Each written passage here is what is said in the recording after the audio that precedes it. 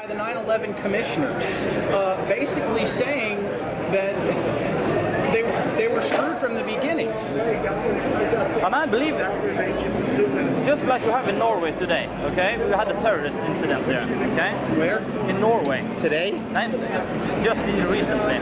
A month or two ago, we had a terrorist attack in Norway. You haven't heard about that? I haven't been... terrorist attack, he bombed the headquarters to the government. Yeah. And we are setting up a commission to do exactly the same, okay? And the commission will always, the people that is in the, that the commission are going to interview will always, they don't want to stand out as scapegoats or something like that, or being blamed for what's happening, okay? So they're always trying to look their best. That doesn't mean they're behind it, okay? That just means that they don't want to show their weaknesses and that they may have not done their job. That's what they're trying to hide, if it's something, okay? And that is what happened to 9/11 also, commission. And that is what he's talking about. He says that I think people here didn't do their job and they're trying to hide it because they didn't do a good enough job. He doesn't say, I think they actually stands behind it and they're hiding it. He doesn't say that. None of the commissioners say that. So it's an enormous difference between those two.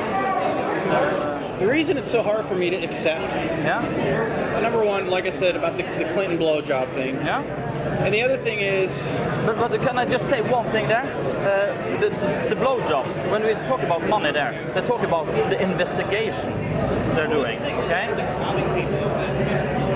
The investigation of the blowjob, if you want to call it that, okay?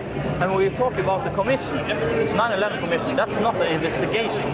Then what is the investigation? The investigation, the commission is only supposed to look at the evidence that the investigation has done. That is the commission's job.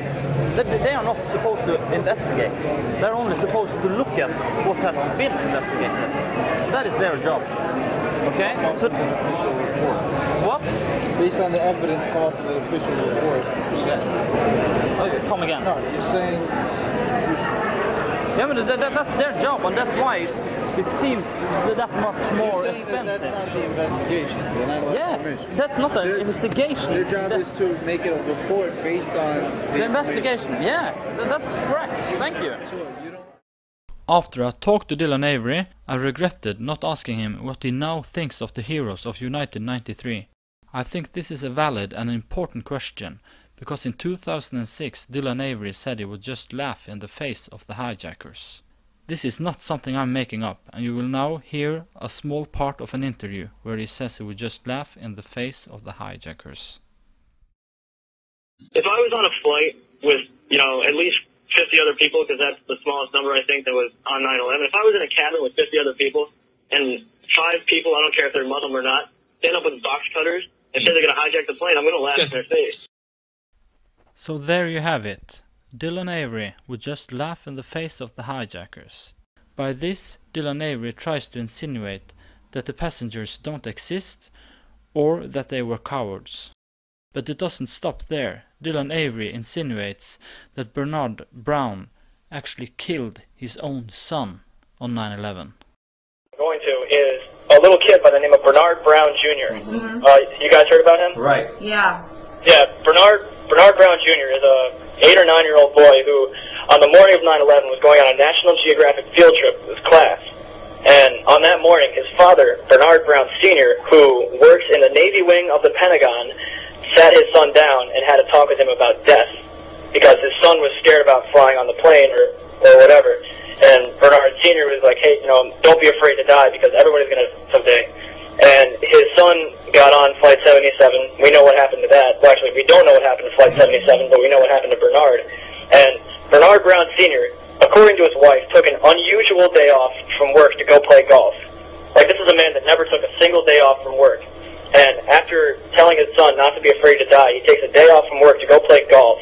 And had he not been on the golf course, he would have been killed. So I'm wondering, does Dylan Avery regret these statements? When Dylan Avery came back, I went over to him and I asked him that question. You said one strange thing. That is that you would laugh in the face of the hijackers on 93. Dude, I said that in 2005. What do you think about that now? I said that in 2005. You guys on the internet, you're still bickering about things that I said 6 years ago. But so you don't agree with that statement See, that's anymore? the difference between you and me right now. Is that you came here to argue and I didn't. Yeah. No, I'm just.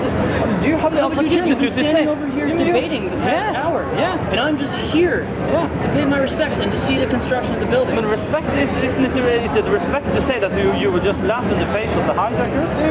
I said that in 2005. You take it that back? was my first interview I ever did. Okay, so when I did that interview in Red Lobster on my lunch break. Why can't you just say you were wrong? Dylan Avery, you have the chance. Leave him alone, dude. Why can't you say he was wrong? Drop it, man. Why can't you say that? What drop it? It's a good question, you should answer.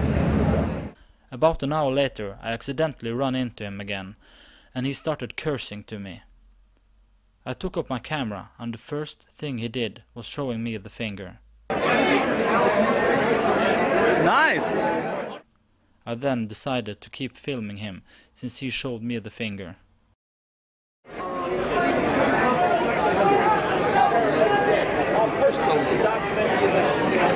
And that Spoke to you. He tried to answer your questions. Yeah, he didn't. decent enough. Well, he expressed what he wanted to tell you. Yeah. He did. Like a half an hour. He can say if he regrets it or not. It's quite easy. I don't owe you He shit. doesn't own Do you. you regret saying that you would laugh in the face of the hijackers? It would be that easy. Would it be that easy? Dylan, You have no life. you can just answer the questions. You have no life. He has answered the question. Of course I do. Watch his 4 films and you'll determine for yourself. He said he would just laugh in the face of the He's hijackers. already spoken. He made 4 movies. Yeah, You want an answer? I still don't Find know it in what the it movies. means. Well, that's your That- problem. Let me ask you something. There's hundreds of us here. Why are you so fascinated with him? I'm fascinating because of the statement he came up with, saying he would just laugh in the face of the hijackers. I think that's quite extreme statement. Focusing on one thing that I think you've taken out of context. It's not taken out of Watch context. the 4 movies. And then I have no idea what. Dylan Avery says loud and clear, he knows it himself, that he would just laugh in the face of the hijackers. He would just laugh in the face of the hijackers.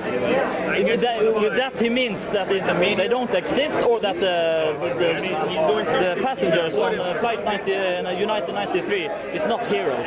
That is what he's trying to say. Because he himself would just have laughed in their face. I would have to hear the whole But thing in context. yeah, look it up. Look it up on the internet, on YouTube. You will find him saying, I would just laugh in the face of hijackers. He's the person that is not showing respect, not me. He's not going to have a conversation with you, so... Apparently. That's probably because he still believes the same thing. I had hoped he had grown up. We're all on this side. I had hoped he had grown up. But he hasn't. He's just got more aggressive. And that's not good. It's not good at all. It's not good at all. Thank you. At the end of the protest, Luke Rudkowski contacted me again and wanted to tell me that he respected my opinion and my right to ask hard questions. Yeah, I disagree. Yeah, I have to say that. And you have every right to disagree and have your own mind, and I don't mind. Yeah, and I've seen you also ask hard questions to other people. Yeah, so and it's if I could give it, I should dish it. Yeah, if I dish it, I should take it. Yeah. So okay. I understand. That's great. I'm just here. That's what makes this country great. You could have your different opinions and disagree and agree. And, so, I just wanted to say that. Yeah.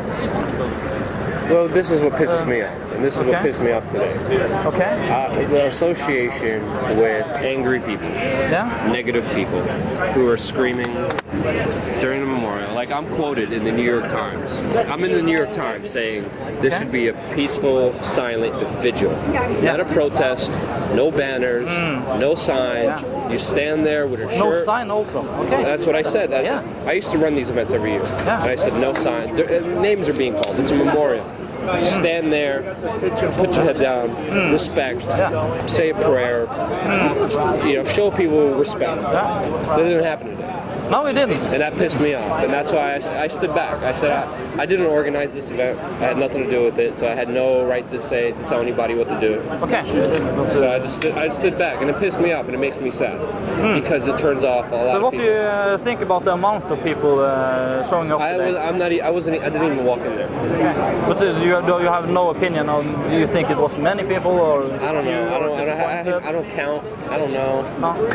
It looks crappy. Okay. Yeah. I was very turned off. It doesn't look organized at all. No, I didn't organize anything this year. Why isn't it this? Why can't why can't you organize it better than it is now? What is happening? It seems like it's broken up. Another group wanted to organize this. Okay. And they told me, Luke, don't get involved. We don't want you dividing and conquering things. And I said, fine, I won't get involved. Yeah. Okay. What kind of group is that? Is it a name? Is it? We Are Change New York City, or WAC NY. Okay. Aren't you a leader of that? No, I'm not a leader of anything. Okay. But you are a founder. You could say that. I mean, I started We Are Change. Yeah. Okay.